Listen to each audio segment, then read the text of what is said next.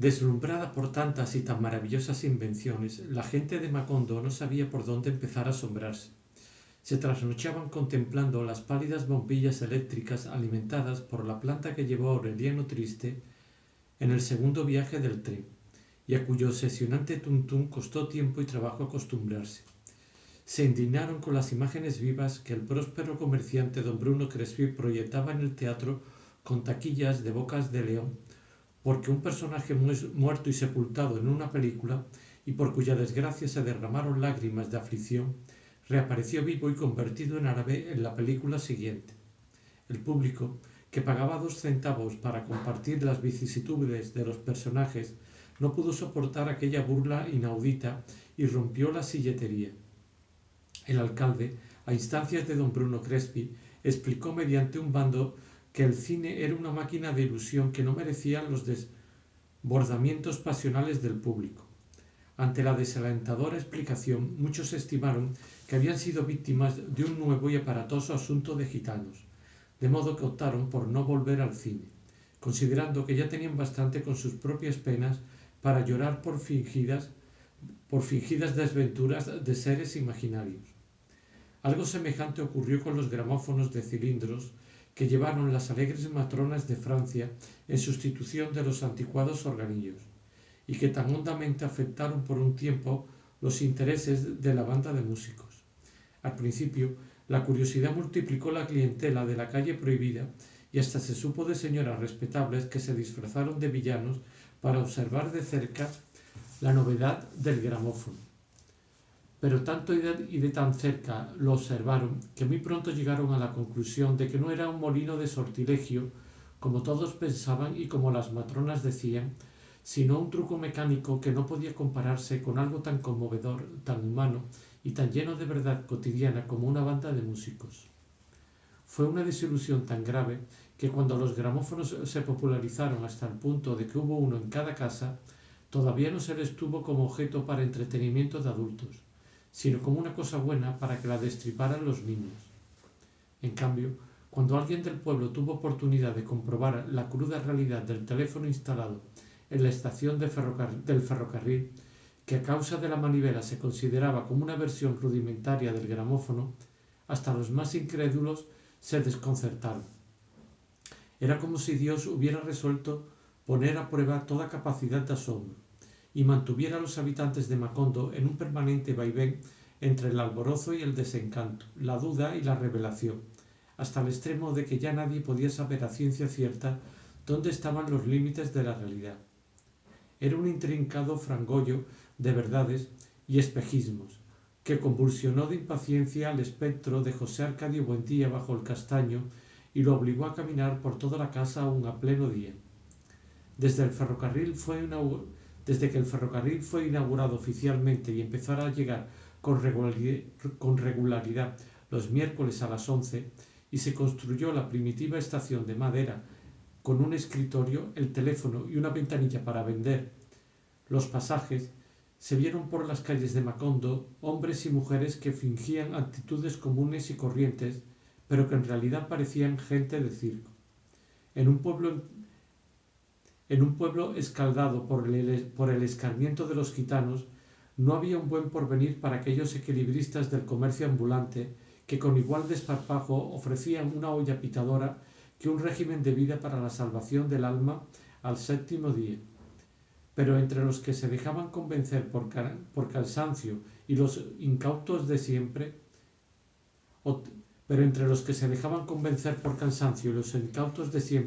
obtenían estupendos beneficios.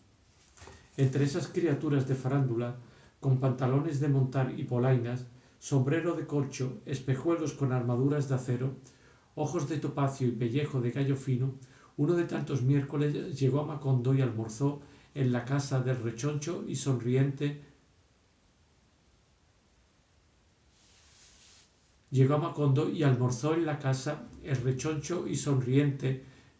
Mr. Herbert. Nadie lo distinguió en la mesa mientras no se comió el primer racimo de bananos. Aureliano II lo había encontrado por casualidad, protestando en español trabajoso porque no había un cuarto libre en el hotel de Jacob, y como lo hacía con frecuencia con muchos forasteros, se lo llevó a casa. Tenía un negocio de globos cautivos, que había llevado por medio mundo con excelentes ganancias, pero no había conseguido elevar a nadie en Macondo porque consideraban ese invento como un retroceso, después de haber visto y probado las esteras voladoras de los gitanos. Se iba, pues, en el próximo tren. Cuando llegaron a la mesa el atigrado racimo de banano, cuando llevaron a la mesa el atigrado racimo de bananos que solían colgar en el comedor durante el almuerzo, arrancó la primera fruta sin mucho entusiasmo, pero siguió comiendo mientras hablaba, saboreando, masticando, más bien con distracción de sabio que con deleite de buen comedor, y al terminar el primer racimo suplicó que le llevaran otro. Entonces sacó de la caja de herramientas que siempre llevaba consigo un pequeño estuche de aparatos ópticos. Con la incrédula atención de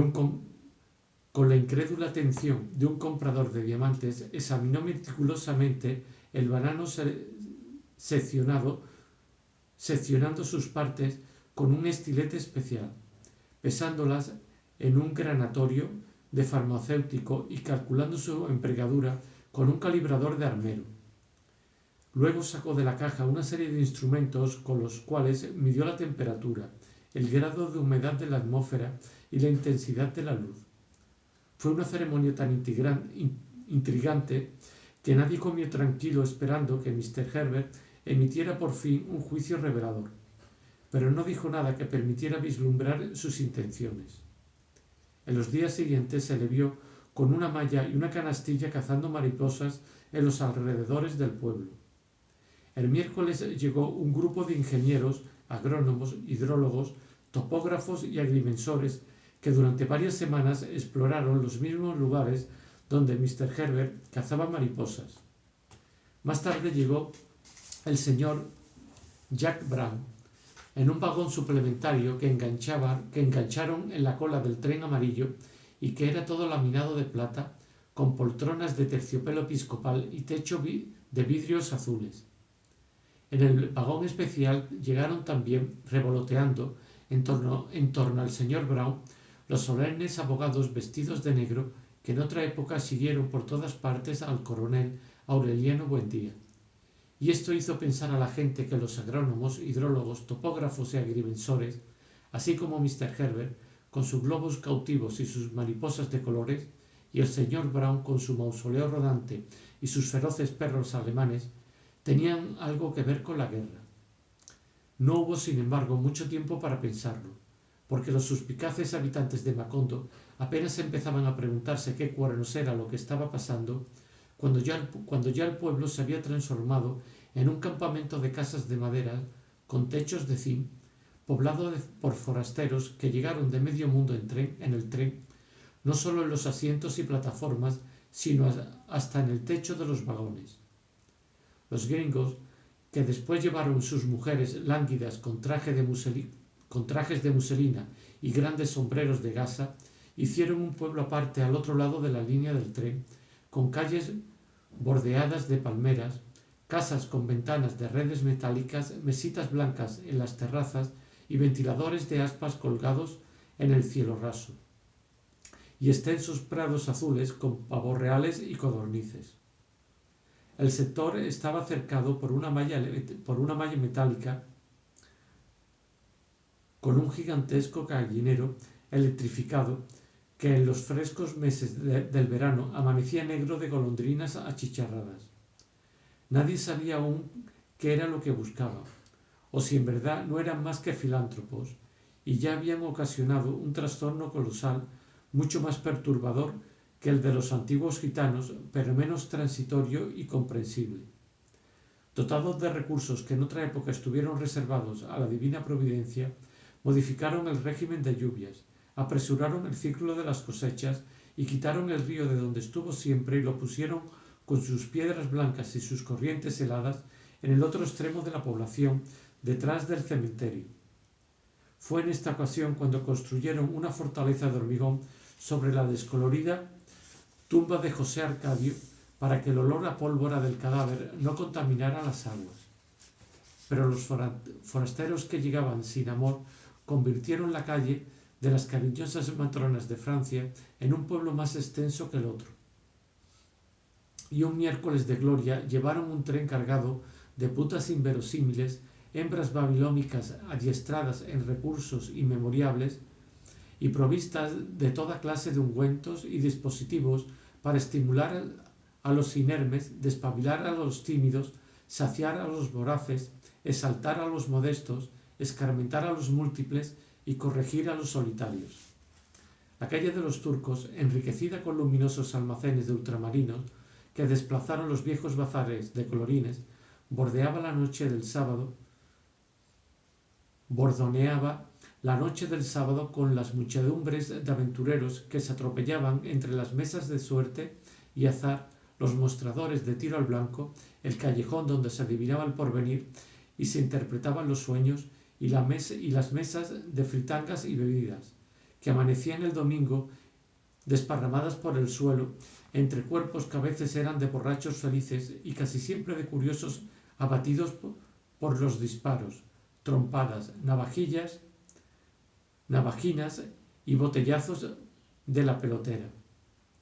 Fue una invasión tan tumultuosa e intempestiva que en los primeros tiempos fue imposible caminar por la calle con el estorbo de los muebles y los baúles y el trajín de carpintería de quienes paraban sus casas en cualquier terreno pelado, sin permiso de nadie, y el escándalo de las parejas que colgaban sus hamacas entre los almendros y hacían el amor bajo los toldos, a pleno día y a la vista de todo el mundo. El único rincón de serenidad fue establecido por los pacíficos negros antillanos que construyeron una calle marginal, con casas de maderas sobre pilotes, en cuyos pórticos se sentaban al atardecer, cantando himnos melancólicos en su farragoso papiamento. Tantos cambios ocurrieron en tan poco tiempo que 8 meses después de la visita de Mr. Herbert, los antiguos habitantes de Macondo se levantaban temprano a conocer su propio pueblo. «Miren la vaina que nos hemos buscado», solía decir entonces el coronel Aureliano Buendía, no más por invitar a un gringo a comer guineo. Aureliano II, en cambio, no cabía de contento con la avalancha de forasteros. La casa se llenó de pronto de huéspedes desconocidos, de invencibles parranderos mundiales, y fue preciso agregar dormitorios en el patio, ensanchar el comedor y cambiar la antigua mesa por una de 16 puestos con nuevas vajillas y servicios. Y aún así hubo que establecer turnos para almorzar. Fernanda tuvo que atragantarse sus escrúpulos y atender como a reyes a invitados de la más perversa condición que embarraban con sus botas el corredor, se orinaban en el jardín, extendían sus petates en cualquier parte para hacer la siesta y hablaban sin fijarse en susceptibilidades de damas ni remilgos de caballeros. Amaranta se escandalizó de tal modo con la invasión de la plebe que volvió a comer en la cocina como en los viejos tiempos. El coronel Aureliano Buendía, persuadido de que la mayoría de quienes entraban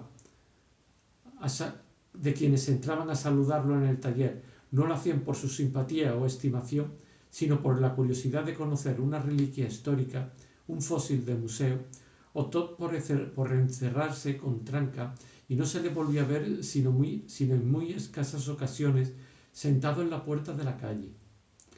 Úrsula, en cambio, aun en los tiempos en que ya arrastraba los pies y caminaba tanteando en las paredes, experimentaba un alborozo pueril cuando se aproximaba la llegada del tren.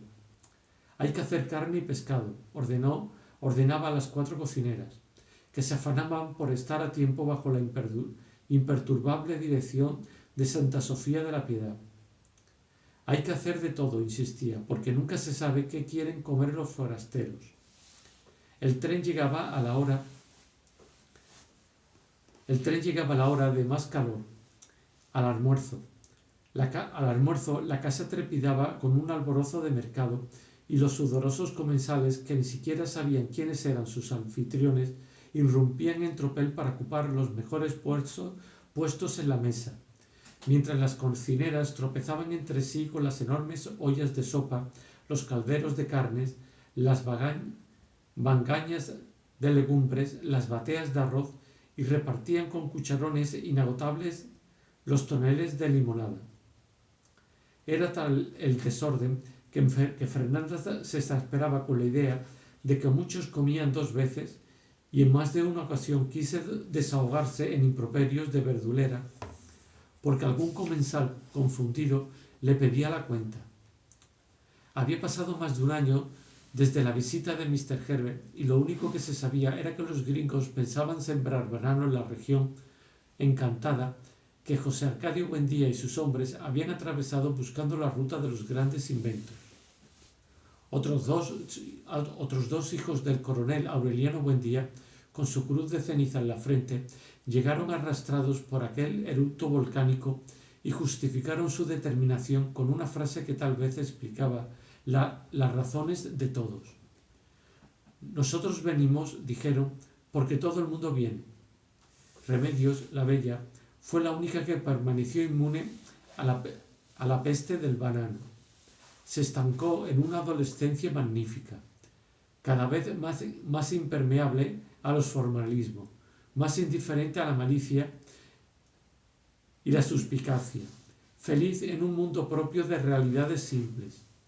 No entendía por qué las mujeres se complicaban la vida con corpiños y pollerines, de modo que se cosió un balandrán de cañamazo que sencillamente se metía por la cabeza y resolvía sin más trámites el problema del vestir, sin quitarle la impresión de estar desnuda, que según ella entendía las cosas era la única forma decente de estar en casa. La molestaron tanto para que se cortara el cabello de lluvia que ya le daba a las pantorrillas, y para que se hiciera moños con peinetas y trenzas con lazos colorados, que simplemente se rapó la cabeza y les hizo pelucas a los santos. Lo asombroso de su instinto simplificador era que mientras más se desembarazaba de la moda buscando la comodidad y mientras más pasaba por encima de los convencionalismos en obediencia a la espontaneidad, más perturbadora resultaba su belleza increíble y más provocador su comportamiento con los hombres. Cuando los hijos del coronel Aureliano, que llevaban en las venas la misma sangre de la bisnieta, y se estremeció, Úrsula recordó cuando los hijos del coronel Aureliano Buendía estuvieron por primera vez en Macondo, Úrsula recordó que llevaban en las venas la misma sangre de la bisnieta, y se estremeció con un espanto olvidado. Abre bien los ojos, la previno. Con cualquiera de ellos los hijos te saldrán con cola de puerco. Ella hizo tan poco caso de la advertencia que se vistió de hombre y se revolcó en la arena para subirse en la cucaña. Y estuvo a punto de ocasionar una tragedia entre los 17 primos trastornados por el insoportable espectáculo. Era por eso que ninguno de ellos dormía en la casa cuando visitaban el pueblo, y los 4 que se habían quedado vivían por disposición de Úrsula en cuartos de alquiler. Sin embargo, Remedios, la bella, se habría muerto de risa si hubiera conocido aquella precaución. Hasta el último instante en que estuvo en la tierra, ignoró que su irreparable destino de hembra perturbadora era un desastre cotidiano. Cada vez que aparecía en el comedor, contrariando las órdenes de Úrsula, ocasionaba un pánico de exasperación entre los forasteros. Era demasiado evidente que estaba desnuda por completo bajo el burdo camisón, y nadie podía entender que su cráneo pelado y perfecto no era un desafío y no como su cráneo pelado y perfecto no era un desafío y que no era una criminal provocación el descaro con que se descubría los muslos para quitarse el calor y el gusto con que se chupaba los dedos después de comer con las manos. Lo que ningún miembro de la familia supo nunca fue que los forasteros no tardaron fue que los forasteros no tardaron en darse cuenta de que Remedios, la bella, soltaba un hálito de perturbación, una ráfaga de tormento que seguía siendo perceptible varias horas después de que ella había pasado. Hombres expertos en trastornos del amor, probados en el mundo entero, afirmaban no haber padecido jamás una ansiedad semejante a las que producía el olor natural de Remedios, la bella. En el corredor de las begonias, en la sala de visitas, en cualquier lugar de la casa, desde que dejó de estar. En el corredor de las begonias, en la sala de visitas, en cualquier lugar de la casa, podía señalarse el lugar exacto en que estuvo y el tiempo transcurrido desde que dejó de estar. Era un rastro definido, inconfundible, que nadie de la casa podía distinguir porque estaba ya incorporado desde hacía mucho tiempo a los olores cotidianos, pero que los forasteros identificaban de inmediato. Por eso eran ellos los únicos que entendían que el joven comandante de la guardia se hubiera muerto de amor, y que un caballero venido de otras tierras se hubiera echado a la desesperación, inconsciente del ámbito inquietante,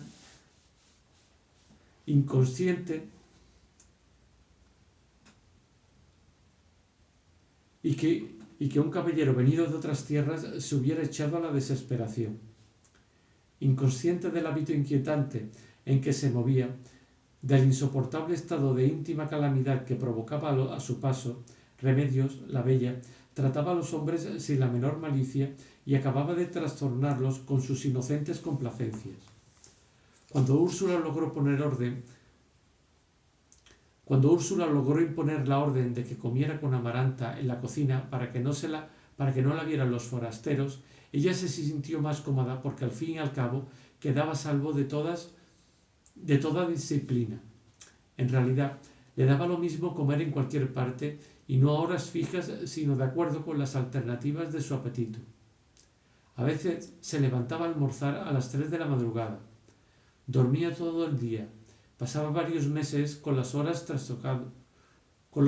trastocados, hasta que algún accidente casual volvía a ponerla en orden.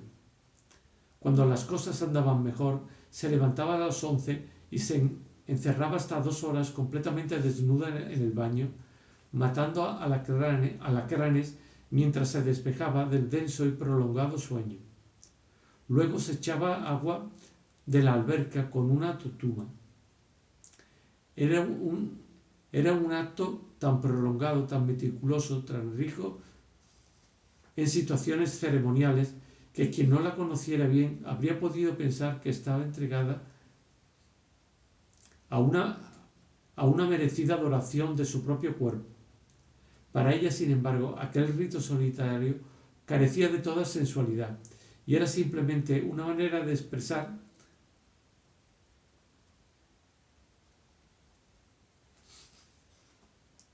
una manera de perder el tiempo mientras le daba hambre.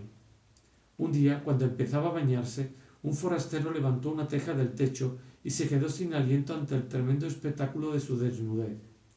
Ella vio los ojos desolados a través de las tejas rotas y no tuvo una reacción de vergüenza, sino de alarma. «Cuidado», exclamó, «se va a caer». «Nada más quiero verla», murmuró el forastero. «Ah, bueno», dijo ella, «pero tenga cuidado que esas tejas están podridas». El rostro del forastero tenía una dolorosa expresión de estupor y parecía batallar sordamente contra los impulsos primarios para no disipar el espejismo. Remedios, la bella, pensó que estaba sufriendo con el temor de que se rompieran las tejas y se bañó más deprisa que de costumbre para que el hombre no siguiera en peligro. Mientras echaba agua de la alberca, le dijo que era un problema que el techo estuviera en ese estado, porque ella creía que la cama de hojas podridas por la lluvia era lo que llenaba el baño de alacranes. El forastero confundió aquella cháchara con una forma de disimular la complacencia. de modo que cuando ella empezó a jabonarse, cedió a la tentación de dar un paso adelante.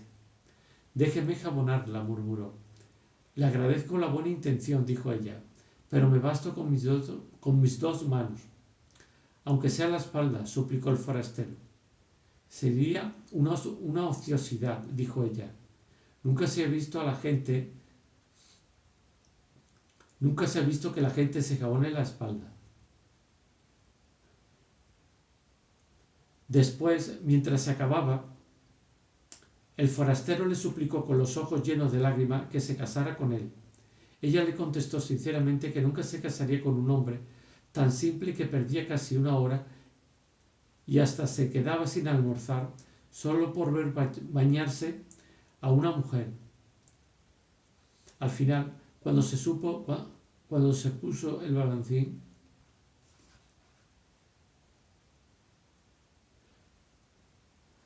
cuando se puso el balandrán, el hombre no pudo soportar la comprobación de que en efecto no se ponía nada debajo, como todo el mundo sospechaba, y se sintió marcado para siempre con el hierro ardiente de aquel secreto. Entonces quitó 2 tejas más para descolgarse en el interior del baño. «Está muy alto», lo previno ella asustada. «Se va a matar». Las tejas podridas se desplazaron en un estrépito de desastre y el hombre apenas alcanzó a lanzar un grito de terror y se rompió el cráneo y murió sin agonía en el piso de cemento. Los forasteros que oyeron el estropicio en el comedor y se apresuraron a llevarse el cadáver percibieron en su piel el sofocante olor de Remedios, la bella. Estaba tan compenetrado con el cuerpo que las grietas del cráneo no manaban sangre sino un aceite ambarino impregnado de aquel perfume secreto. Y entonces comprendieron que el olor de Remedios, la bella, seguía torturando a los hombres más allá de la muerte, hasta el polvo de sus huesos. Sin embargo, no relacionaron aquel accidente de horror con los otros 2 hombres que habían muerto por Remedios, la bella. Faltaba todavía una víctima para que los forasteros y muchos de los antiguos habitantes de Macondo dieran crédito a la leyenda de que Remedios Buendía no exaltaba un aliento de amor, sino un flujo mortal. La ocasión de comprobarlo se presentó meses después, una tarde en que Remedios, la bella, fue con un grupo de amigas a conocer las nuevas plantaciones. Para la gente de Macondo era una distracción reciente recorrer las húmedas e interminables avenidas bordeadas de bananos, donde el silencio parecía llevado de otra parte, todavía sin usar, y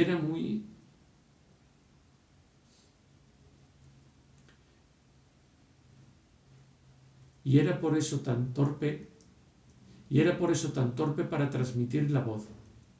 A veces no se entendía muy bien lo dicho a medio metro de distancia, y sin embargo resultaba perfectamente comprensible al otro extremo de la plantación.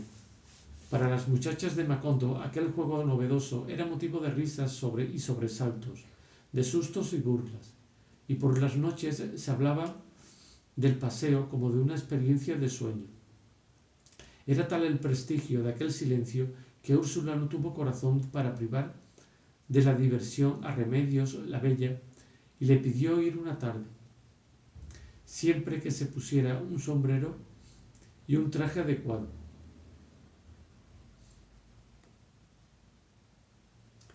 Desde que el grupo de amigas entró en la plantación, el aire se impregnó de una fragancia mortal.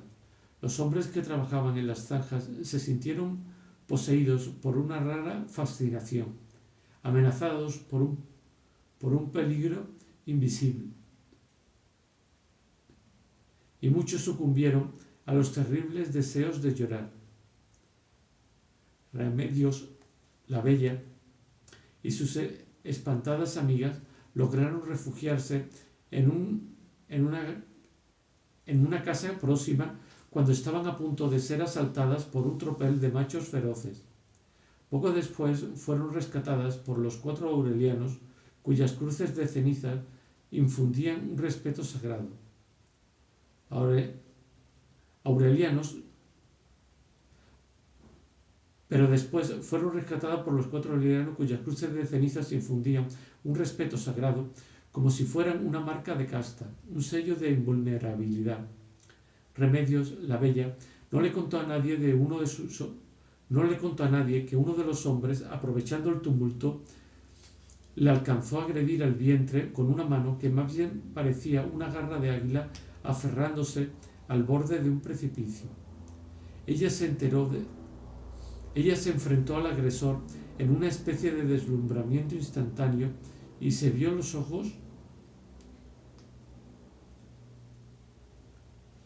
los ojos desconsolados que quedaron impresos en su corazón como una brasa de lástima.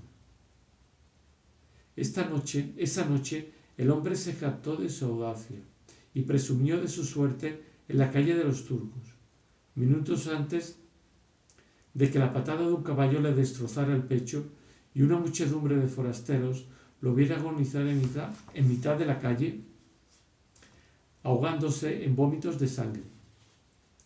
La suposición de que Remedios, la bella, poseía poderes de muerte estaba entonces sustentada por 4 hechos irrebatibles. Aunque algunos hombres ligeros de palabra se complacían en decir que bien valía sacrificar la vida por una noche de amor con tan conturbadora mujer, la verdad fue que ninguno hizo esfuerzos por conseguirlo. Tal vez, no sólo para rendirla, sino también para conjurar sus peligros, habría bastado con un sentimiento tan primitivo y simple como el amor. Pero eso fue lo único que no se le ocurrió a nadie. Úrsula no volvió a ocuparse de ella. En otra época, cuando todavía no renunciaba al propósito de salvarla para el mundo, procuró que se interesara a propósito. En otra época, cuando todavía no renunciaba al propósito de salvarla para el mundo, procuró que se interesara por los asuntos elementales de la casa. Los hombres piden más de lo que tú crees, le decía enigmáticamente. Hay mucho que cocinar, mucho que barrer, mucho que sufrir por pequeñeces, además de lo que crees. En el fondo se engañaba a sí misma tratando de adiestrarla para la felicidad doméstica, porque estaba convencida de que una vez satisfecha la pasión, no había un hombre sobre la tierra capaz de soportar, así fuera por un día, una negligencia que estaba más allá de toda comprensión. El nacimiento del último José Arcadio y su inquebrantable voluntad de educarlo para papa terminaron por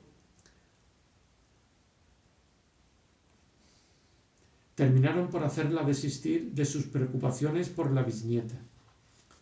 La abandonó a su suerte, confiando que tarde o temprano ocurriera un milagro y que en este mundo donde había de todo hubiera también un hombre con suficiente cachaza para cargar con ella. Ya desde mucho antes, Amaranta había renunciado a toda tentativa de convertirla en una mujer útil. Desde las tardes olvidadas del costurero, cuando la sobrina apenas se interesaba por darle vueltas a la manivela de la máquina de coser, llegó a la conclusión simple de que era una boba. Vamos a tener un rifirrafe, le decía, perpleja ante su impermeabilidad a la palabra de los hombres. Más tarde, cuando Úrsula se empeñó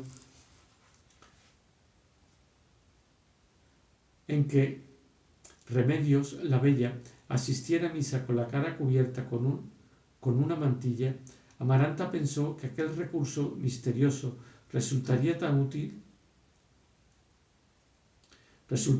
provocador, que muy pronto habría un hombre lo bastante intrigado como para buscar con paciencia el punto débil de su corazón. Pero cuando vio la forma insensata en que despreció a un pretendiente que por muchos motivos era más apetecible que un príncipe, renunció a toda esperanza. Fernanda no hizo siquiera la tentativa de comprenderla. Cuando vio a Remedios, la bella, vestida de resina en el carnaval sangriento, pensó que era una criatura extraordinaria, pero cuando la vida comenzó con las manos, incapaz de dar una respuesta,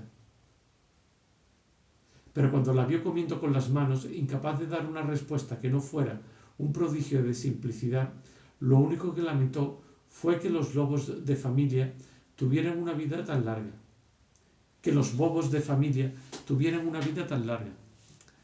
A pesar de que el coronel Aureliano Buendía seguía creyendo y repitiendo que Remedios, la bella, era en realidad el ser más lúcido que había conocido jamás, y que lo demostraba cada momento con su asombrosa habilidad para burlarse de todos, la abandonaron a la buena de Dios.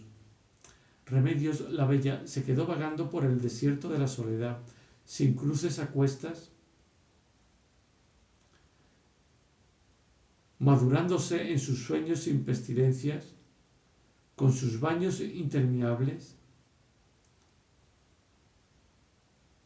en sus comidas sin horarios, en sus hondos y prolongados silencios sin recuerdos, hasta una tarde de marzo en que Fernanda quiso doblar en el jardín sus sábanas de bramante y pidió ayuda a las mujeres de la casa. Apenas había empezado cuando Amaranta advirtió que Remedios, la bella, estaba transparentada por una palidez intensa. ¿Te sientes mal? Le preguntó. Remedios, la bella, que tenía agarrada la sábana por el otro extremo, hizo una sonrisa de lástima. Al contrario, dijo, nunca me he sentido mejor. Acabó de decirlo cuando Fernanda sintió que un delicado viento de luz le arrancó las sábanas de las manos y las desplegó en toda su amplitud. Amaranta sintió un temblor misterioso en los encajes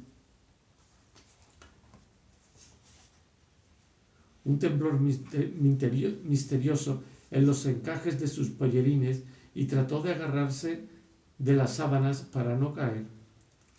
En el instante en que Remedios, la bella, empezaba a elevarse, Úrsula, ya casi ciega, fue la única que tuvo serenidad para identificar la naturaleza de aquel viento irreparable. Y se dejó las sábanas a merced de la luz, viendo a Remedios, la bella, que le decía adiós con la mano, entre el deslumbrante aleteo de las sábanas que subían con ella.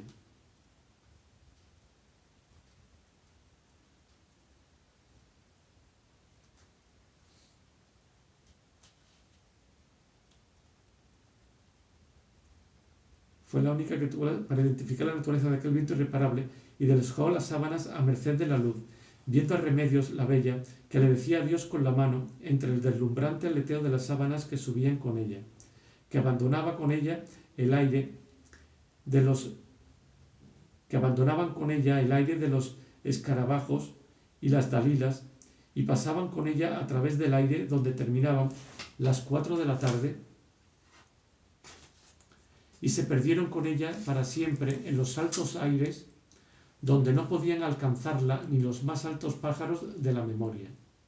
Los forasteros, por supuesto, pensaron que Remedios, la bella, había sucumbido por fin a su irrevocable destino de abeja reina y que su familia trataba de salvar la honra con la patraña de la levitación. Fernanda, mordida por la envidia, terminó por aceptar el prodigio y durante mucho tiempo siguió rogando a Dios que le devolviera las sábanas.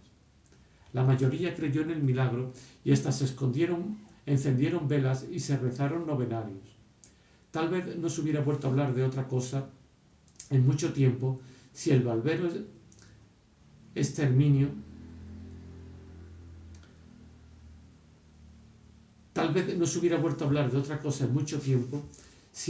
exterminio de los aurelianos no hubiera sustituido el asombro por el espanto. Aunque nunca lo identificó como un presagio, el coronel Aureliano Buendía había previsto en cierto modo el trágico final de sus hijos. Cuando Aureliano Serrador y Aureliano Arcaya, los dos que llegaron en el tumulto, manifestaron la voluntad de quedarse en Macondo, su padre trató de disuadirlos.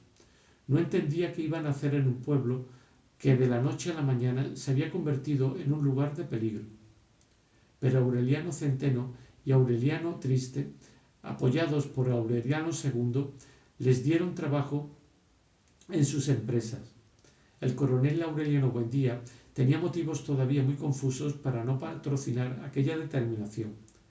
Desde que vio al señor Brown en el primer automóvil que llegó a Macondo, un convertible anaranjado con una corneta que espantaba a los perros con sus ladridos, el viejo guerrero se indignó con los serviles aspavientos de la gente y se dio cuenta de que algo había cambiado en la índole de los hombres desde los tiempos en que abandonaban mujeres e hijos y se echaban una escopeta al hombro para irse a la guerra.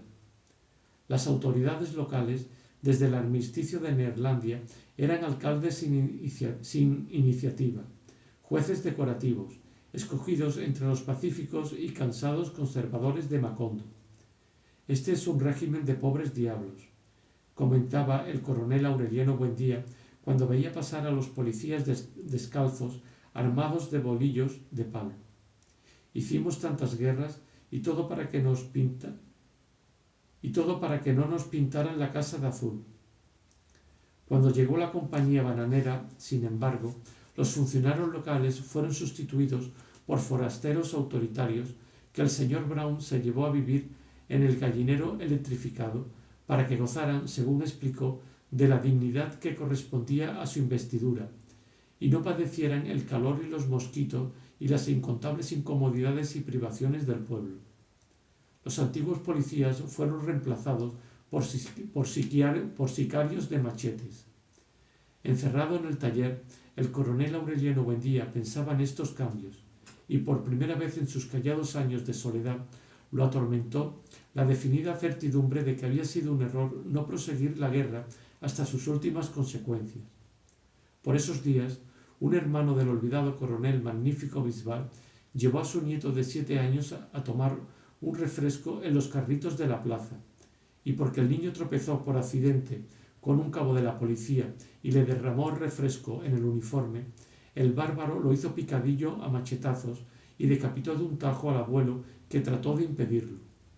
Todo el pueblo vio pasar al decapitado cuando un grupo de hombres lo llevaba a su casa y la cabeza arrastrada que una mujer llevaba cogida por el pelo, y el talego ensangrentado donde habían metido los pedazos del niño. Para el coronel Aureliano Buendía fue el límite de la expiación.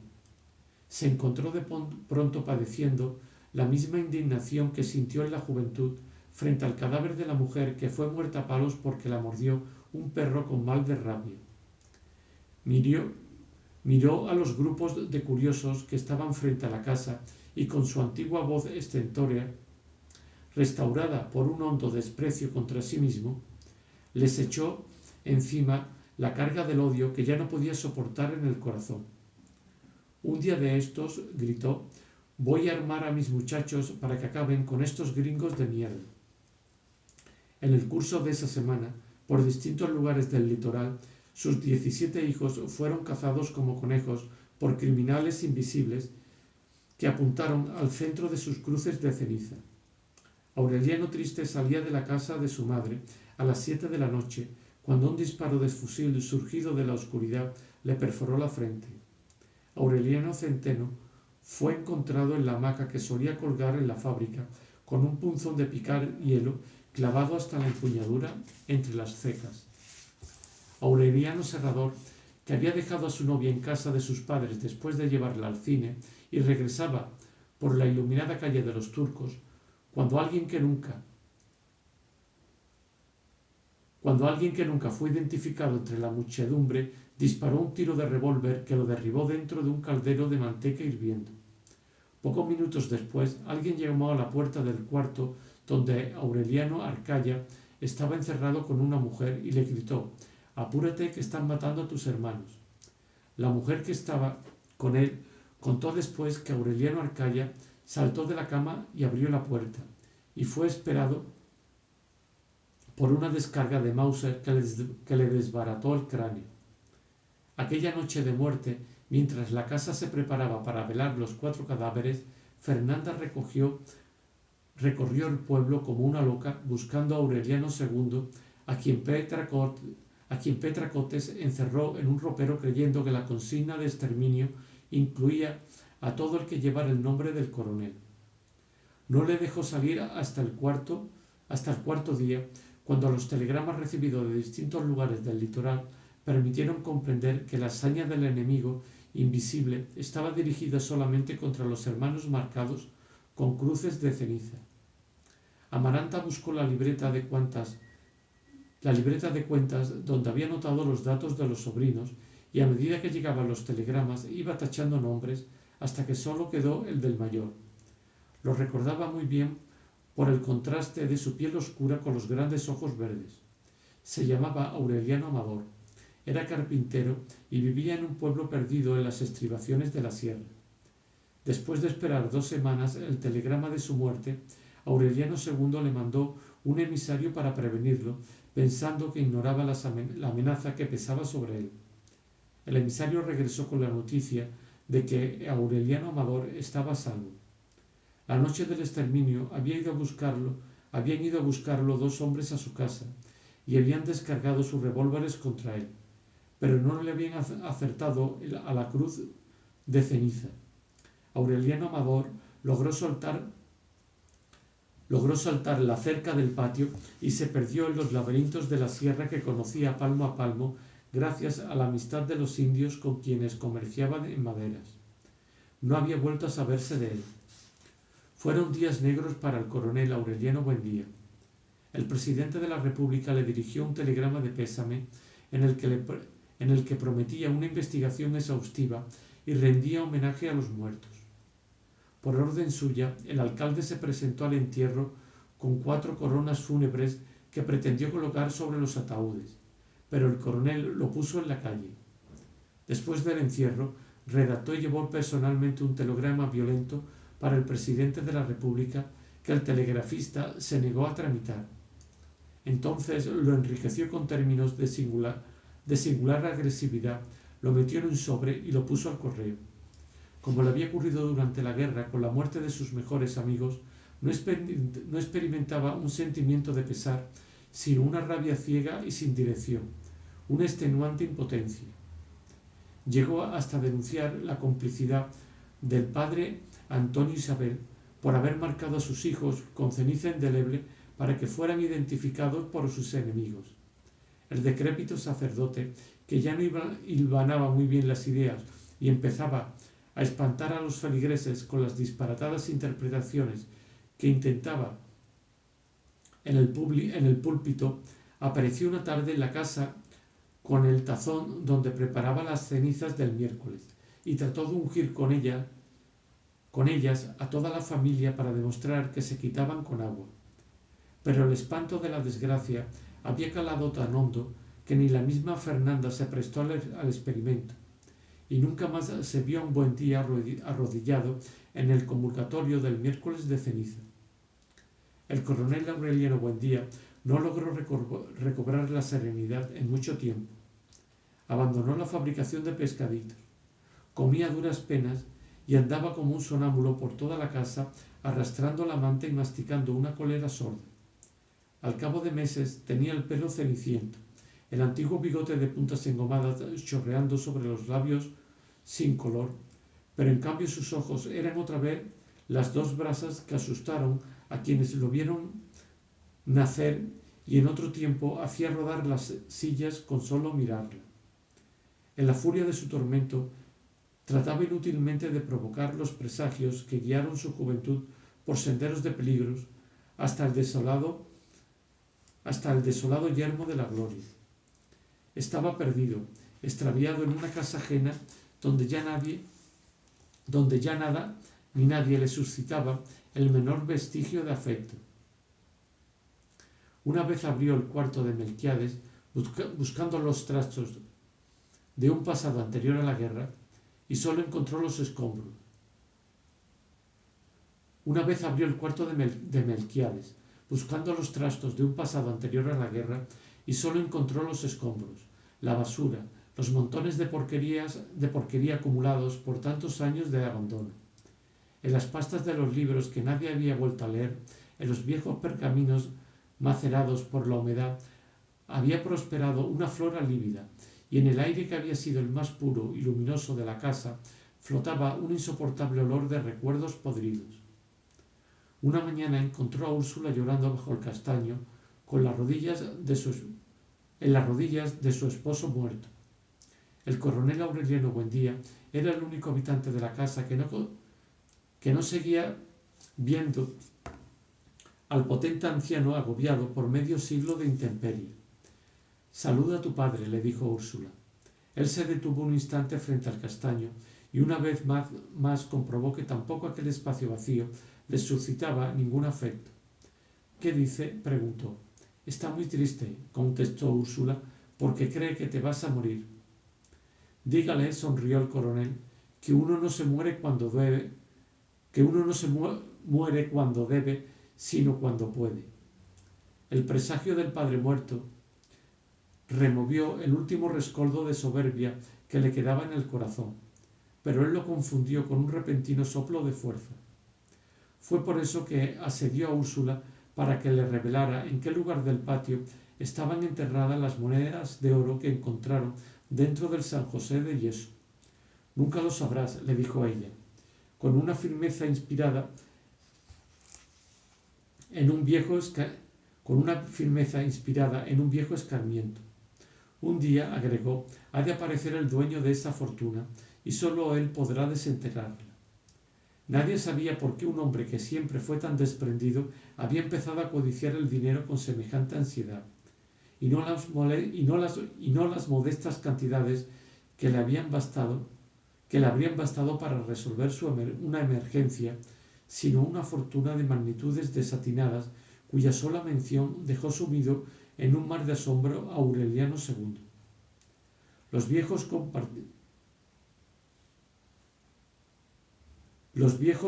copartidarios, a quienes acudió en demanda de ayuda, se escondieron para no recibirlo.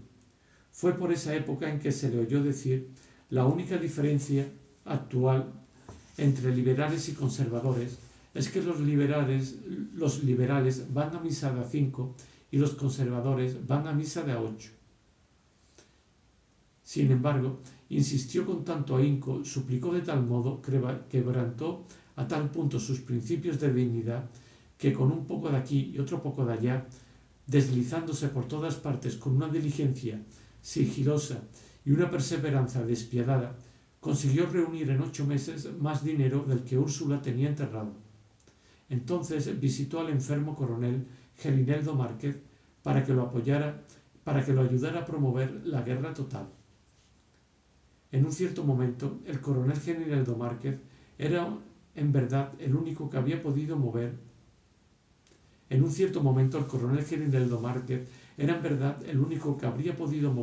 aun desde su mecedor de paralítico, los enmohecidos hilos de la rebelión.